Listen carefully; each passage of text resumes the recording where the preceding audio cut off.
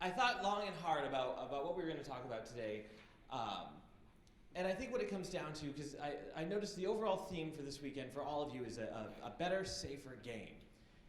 And where does social media play into that? And I think it has so much because it's taken over so much of our lives that you quite literally can't go anywhere without having to be some sort of engaged with social media. We see the QR codes all the time at businesses, and even applying for a job today, you can't do what we all did when we were younger, where you walked into a place, you found the manager, you introduced yourself and said, I would like a job, and you filled out the paper application. Now it's all online, and that's become our world where we're so attached to everything. And I've been walking around all weekend, I've been observing everybody, and we're all completely attached to this little device right here. And I'm just as guilty. I'm just as bad. I mean, granted, I was just sitting over here playing a game in which I destroyed the world, but I'm really good at looking like I'm doing something important. I have mastered that. People see me on a plane, and I'm like, yeah, look at me go. And they're like, oh, he's doing important work. I'm like, nah, I'm candy crushing. Let's not worry about it. And so we've moved into this whole new world where we are so attached. And it is truly amazing. And I'm constantly in awe of it, and I'm attached to it all the time, where we have all this really cool stuff and all these cool and great ways of staying connected. But it's become a very dangerous place. And that's what's getting kind of scary. And what's even scarier for me is seeing how much pressure is put onto our schools to deal with all of this. Now, I'll be the first to tell you that I firmly believe that it's up to parents to be educating their kids on a lot of these issues. But a lot of the time, that's not the case. We've all met those parents that are, first and foremost, completely blinded by life. And they're like, not my kid. My kid is a perfect angel. And he would never do anything wrong. She would never do anything wrong. And you're just sitting there like, let's talk. I've met them. Those parents are crazy. And there's also the parents that feel that it's the responsibility of our educators, of our athletic directors, to be taking care of all this stuff. And I see that constantly as well, where parents will even say to me, why isn't the school doing anything about this? My daughter's getting these text messages, my son's getting these awful messages online, why isn't the school doing anything? And my response is usually, typically, did the school give your child the device? No? Let's work together. And last but not least, how many of you just cannot live without your cell phones? Sad fact of life, because it's amazing, and I'll talk about that in a second. So here it is. This is a lot of the technology we're using today, and I don't want you to think I'm going to stand up here and hate on it, because I absolutely love it. I use this stuff constantly. I'm on my social networking sites. I Google stuff all the time. My iPod's with me 24/7. I'm on my phone constantly, and of course, I do my best to relax and play video games whenever I can. And this is the brave new world that we are in, but it's also creating a lot of problems, especially for the younger generation that doesn't fully understand what it means to have this kind of power in their hands. Because it's getting them in trouble in some very interesting ways. And one of the biggest problems has come to moving on into the world, once they've moved past the high school world, into the college, and even beyond that. Because right now, the scary reality is about 87% of college admissions officers are searching for applicants through social networking sites. And for student athletes, it's a lot worse. They're going a lot deeper because they're starting to find them sooner rather than later and following their activities. Every little thing that they are doing today is being followed. So leave behind those little digital breadcrumbs, those digital footprints. And especially for college recruiters, they want to know what kind of person they are, because our online identity is now representative of our true self. They're going to take how we represent ourselves in the online world as who we are as a person. And employers are doing the same thing. About 65% are searching for applicants, with about a little more than half of these searches resulting in somebody being passed over for opportunities. And it's all these little things that we're not thinking about. Because the biggest problem that I've noticed over the last few years is how much information that we are willingly giving away without even realizing it. We got these great, powerful tools that we're sometimes using in some really not so great ways. And again, it's the amount of information that we're giving away without realizing. And the biggest problem lately has been through Instagram. How many of you are familiar with Instagram? Just super quick. How many of you are sick of hearing about Instagram? Okay, cool, just checking. It's amazing to me how much information I can get from somebody. And I run this through high school kids all the time, and they're like, no, you can't get anything out of that. I can. I'm going to give you an example. This actually happened to a friend of mine. He loves to post random stuff on Instagram, and I will share with you a completely random post. And through this post, I will actually show you exactly where he lives from information that I can get out of his picture. So here it is. This is an actual post on Instagram. It is a picture of a Keurig machine. I have weird friends. I'm just going to get this out of the way right now. It's a picture of a Keurig machine with a cup of house balsamic dressing inside of it, with the caption, balsamic coffee. You don't need to make sense of that. I have weird friends. Through this picture alone, I can not only tell you exactly where he lives, I can get a picture of a satellite image of his house and driving directions from anywhere in the world on how to get there. Here's how. At the very top, you see his username up there, Thai Puppet Guy, and right below, he has geotagged this picture with Menard Manor. His name is Ty Menard. He calls his house Menard Manor. And if you click on that, a window is actually going to pop up with a map that pinpoints exactly where he lives. You can see the red dongle right there that shows a general idea of where he lives. And if I, did you all know that those are called dongles? Is that not the worst word in the entire world? Try saying that in front of a group of elementary school kids. They're going to laugh, and you're going to lose their attention. But it's a dongle. If you click on that dongle, it's actually going to pop up with a window that says, do you want to open this in Maps? Of course I do. And there it is, a satellite image of his house. In that bottom corner, that little blue arrow right there, if I click on that, it's going to give me driving directions through my phone's GPS on how to get there. All of that from a picture of a Keurig machine. We are putting a whole lot out there, and it's getting people into a whole lot of trouble. Because it's the little things that we're not thinking about. Because we do live in a very fast-paced world, and it is truly amazing, but it's important to slow down and really think about it. Because this is a pretty tame story. Nothing happened out of this. I actually, as soon as I saw this, I, of course, screenshotted everything and used as an example, and then sent a text to Ty and said, hey, you might want to think about re-tagging that photo. And he didn't. So if any of you want to drive to his house in Florida sometime, the directions are right there. But then there's the really not so happy stories out there. And it's through just the little things that we're not thinking about.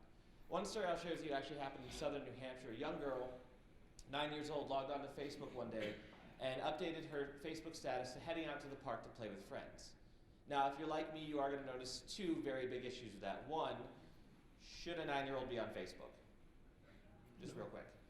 No. Do we all know the minimum age to be on a social networking site? 13 years old. And that's actually a federal law that was passed in the mid-90s called the Child Online Privacy Protection Act, or COPA, that said that any entity that is, digital entity that is requiring personal information of any sort from a user needs to make sure that they're at least 13 years old. And there's as many safeguards in place as possible, but it happens. And so she's on there, and then the second problem is a little bit too much information, because in a small town in New Hampshire, there's only one park, one place where she and her friends could be hanging out. She didn't have the highest settings possible, and somebody was actually watching her account. This man went to the park, recognized her from her profile picture, and called her over to his car by name, and was able to convince her to get into the car. And she realized too late what her mistake was. He had broken off the locking mechanism on the door and had covered it with the handle and duct tape. I do not have a happy ending to this story.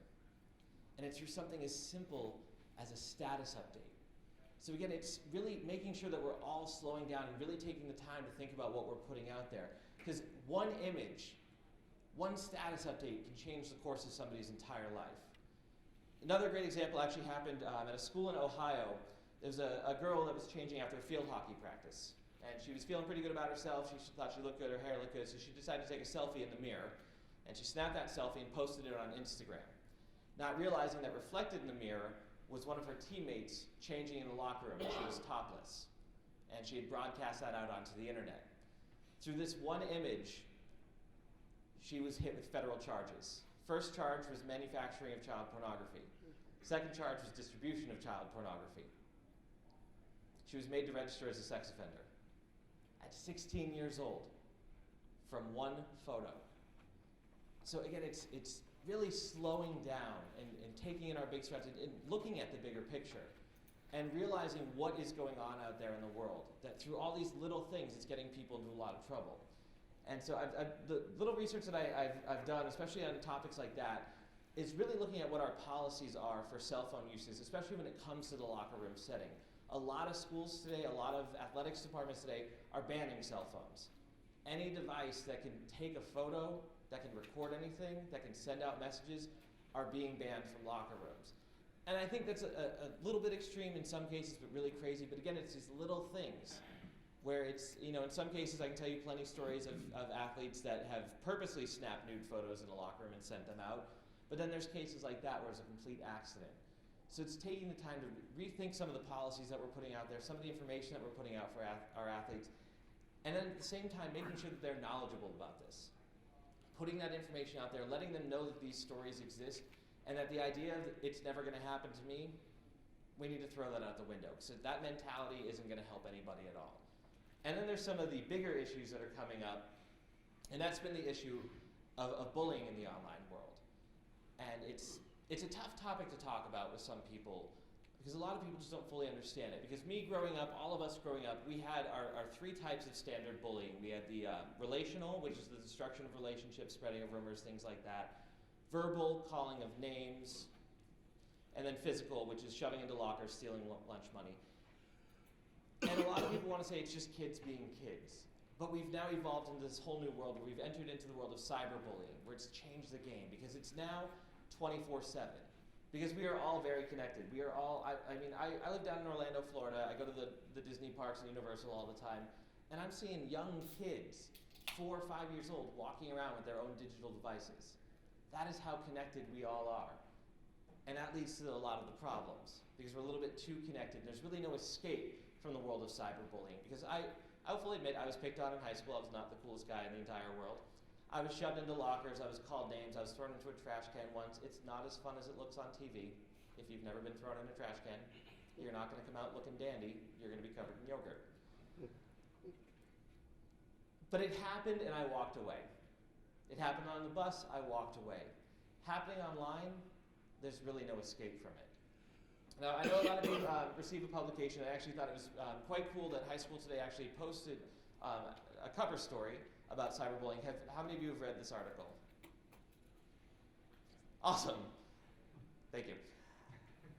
If you do receive this publication, I recommend reading it, because it actually brings up a lot of very interesting issues when it comes to high school athletics. There was 2 stories that they brought up that I'll share with you, and it was one of them at a high school. It was the case of Rosario versus Clark County schools, and then Kowalski versus Berkeley. In the case of Rosario, it was a basketball player who post-game went out to dinner with his parents and started posting some really nasty tweets.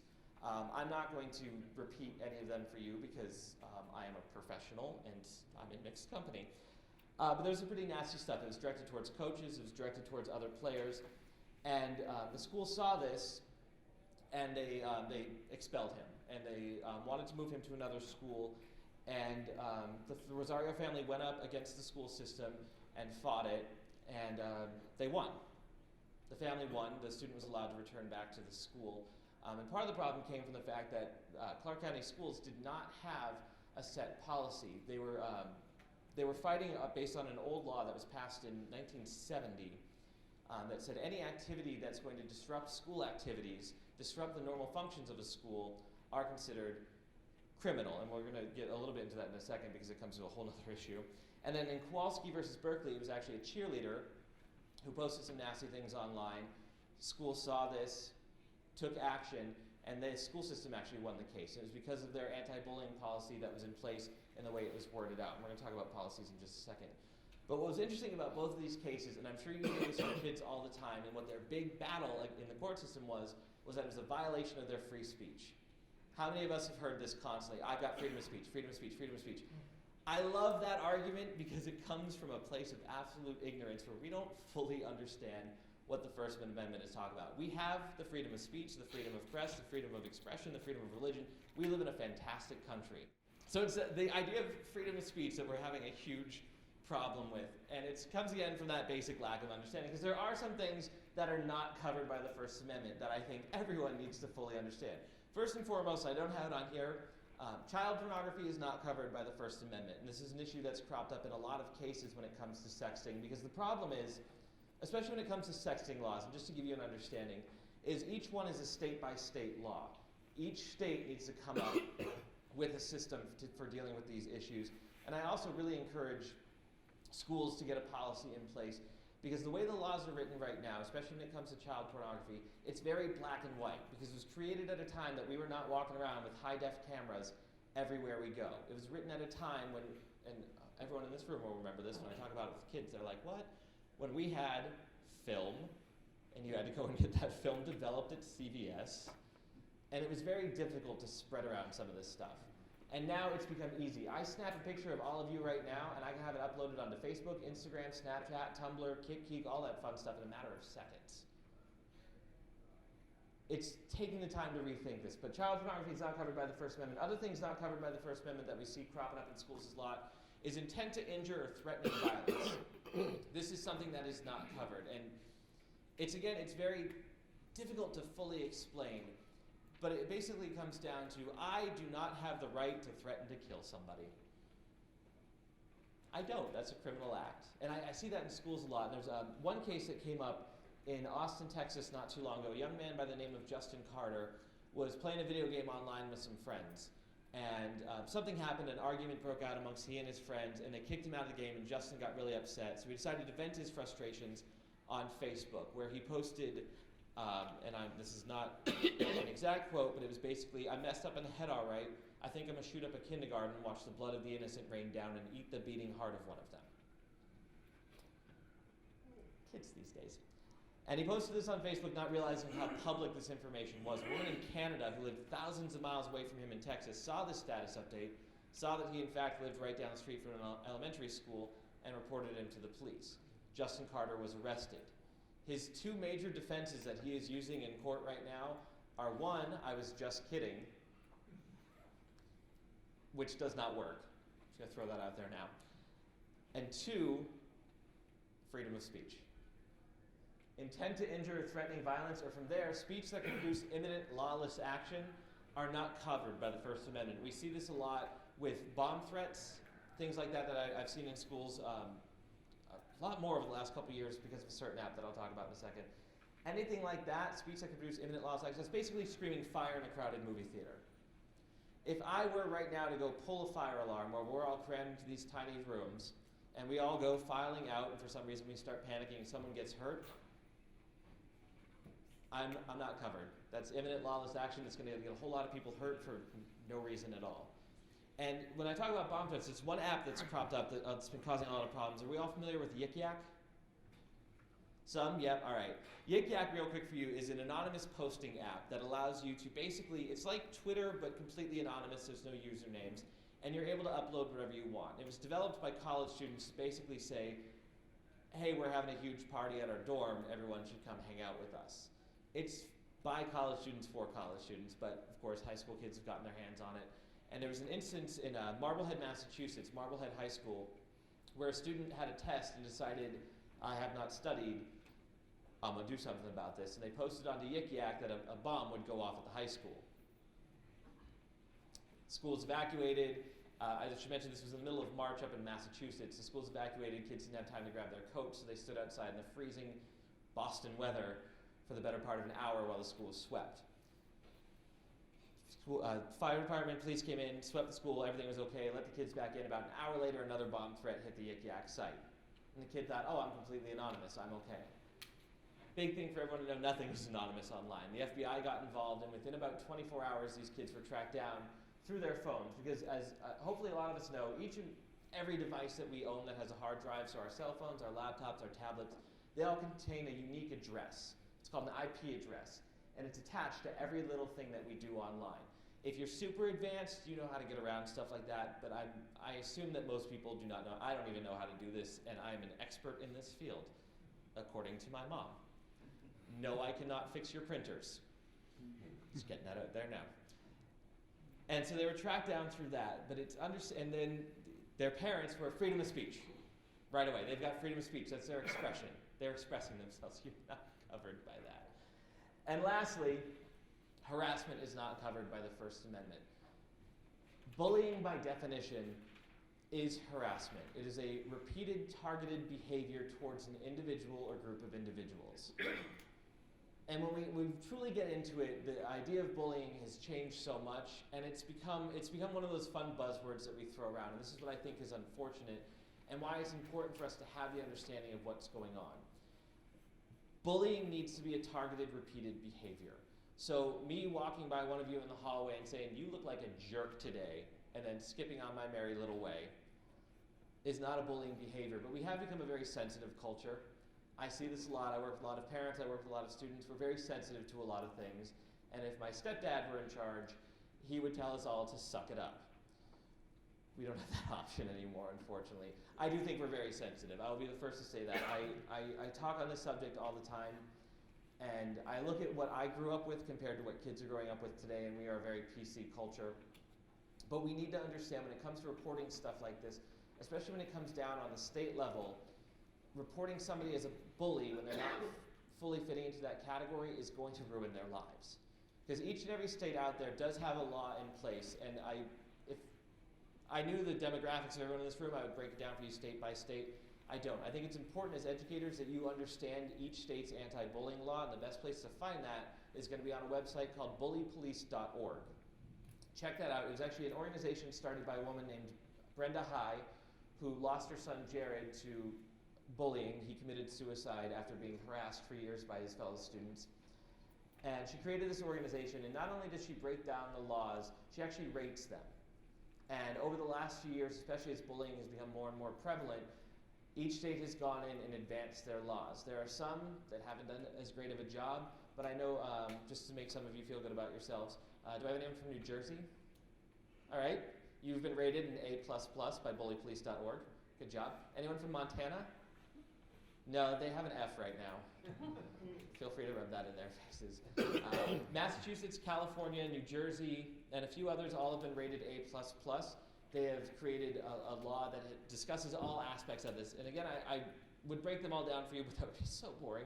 I encourage you to check out that website and understand what laws are in place, and then from there, what the responsibilities of the schools are. Because a lot of that is getting written into the laws. And understand that you do have a responsibility as educators, as athletic directors, as coaches. You have a responsibility, but it is limited. Make sure you're getting the parents involved as well. Don't let them skate out of that. And then there's understanding what is going on. Right now, the statistics tell us that 1/3 of kids ages 10 to 18 have been bullied in the online world. These numbers have stayed pretty consistent, but the problem is we're not hearing about it because only 1 in 6 kids will report cyberbullying. And there's reasoning behind that they've justified in their heads. One of the biggest issues is that it's going to get worse. The fear that they're going to say something to somebody, they're going to continue to be bullied, they're going to continue to be harassed by the people, and especially if they know that they've snitched on them, then they're going to really dig into them on that. Fear that's going to continue to happen and more. That it's going to go on. Because right now the biggest fear in students, and I've talked about kids with this for the last few years, there's a fear in them that the adults in their lives are going to do absolutely nothing. As coaches, as members of the athletic department, you're in a more unique position, I feel, than most educators out there. Because a lot of teachers, they see the kids in school, they see them in class, they help them and guide them through that part. But then you get into the athletics programs, and I mean, I don't know how it is everywhere else, but I know how it was in my school. And our football coach was also our phys ed teacher, Coach Pulio. I'm going to remember him for the rest of my life because he kept making me run the mile when I didn't want to. Look at me, it wasn't fun. Now I do it for fun, we won't get into it. But he was always there for his athletes. It amazed me how connected he was. They were able to text him, to call him at all hours, to email him. He was very connected, and he had a different relationship than most educators do. You have that. You are their friend, sometimes their parent, their therapist, their relationship counselor. You're all of that for them. Let them know that you will be there. Yes, you're going to punish them when they break the rules. They're going to hate you for a lot of stuff. Let them know it's okay to come to you. And I think that's the biggest problem when it comes to schools today is there's so many regulations and everything put on our educators and our schools that I think we've lost what it means. And I think that's something that everyone needs to reevaluate. Make sure that you are there for them and that they know that you're going to take care of it. And then there's also the fear that they're going to get in trouble. And this is where it gets a little bit dicey. Because I know how a lot of students report bullying. They come in and they say, oh, well, so-and-so is doing this, this, and this. And I was sitting there doing absolutely nothing, polishing my halo. They're afraid of giving the whole truth because they're afraid that they're going to get in trouble. Let them know, especially for victims, that there will not be repercussions for them reporting it. If it has to happen in a way that you set up an anonymous reporting system, by all means do that. Get the school administrators involved to really start taking action on this and make sure that we are helping out. And then from there, understanding that when it comes to bullying instances, whether it's the traditional bullying, the physical, the relational, the verbal, or moving into the cyber world, that there are always 3 people involved. And a lot of people tend to forget this because they focus in on the 2 main ones. But we have the bully, the bystander, and the victim. And those are the main people that are involved in every instance of bullying. The bully, obviously, being the aggressor behind this. The bystander is the witness. Drives me nuts as the witness is. We'll talk about this. And the third person is going to be the victim, the recipient of the aggravated actions. And understanding that in each and every case, whether it's online or in the real world, we need to make sure that we're addressing all three people involved. In some cases, the more people involved. For the bully, it's not just punishing them and making sure that punishments are enacted, but it's also acknowledging the problem behind what's going on. A lot of times when it comes to instances of bullying, we focus so much on the victim that we forget that there's the others that need to be addressed. Find out what the problem is. Find out what else is going on. It may be something related to what's going on at home. It might be related to something going on at school. Get to the root of the problem from them. Understand their feelings behind that. And I know now that I've said it out loud, that seems very hokey, because let's talk about our feelings. Drives me a little nuts. But understand what is fully going on with them. Get behind the issue from that aspect. And then make sure that we are enacting consequences. Then when it comes to the bystanders, it's making sure that we're encouraging action, that if you see something, you say something, that you put it out there. One thing that drove me nuts a couple years ago, I was working with a school in Ohio, and they had a huge problem with a bullying instance where a student was attacked in the hallway by a group of students, and he was beat up, he was kicked, he was punched, they had broken his jaw. It was a terrible, terrible thing. And in addition to all of that, they recorded it and uploaded the attack on YouTube. And I saw this video right before it was taken down, and there's a lot about it that drove me nuts. The actual action that was taking place of a student being beat on, but it was the sheer number of students standing around, not cheering it on, but also not doing anything about it. They were just standing there. That scares me. It's making sure that your students are empowered to take action, encouraged to take action when they see something happening, even when they're not involved. The mentality of this has nothing to do with me doesn't really work. It's making sure that we're getting people involved. When I think back to my own instances of getting picked on and shoved in the lockers, and I think about what Drew did to me, I think about the 3 kids that were standing there.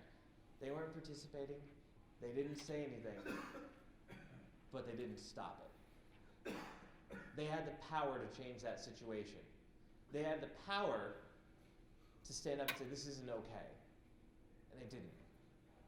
It's making sure that our kids feel that empowerment, that sense of community. And it's instilling that sense of community into everything, not just the family aspect of being on a team, that community aspect of being cheered on from the stands, but moving that into every single part of their life and having the ability to stand up and change something.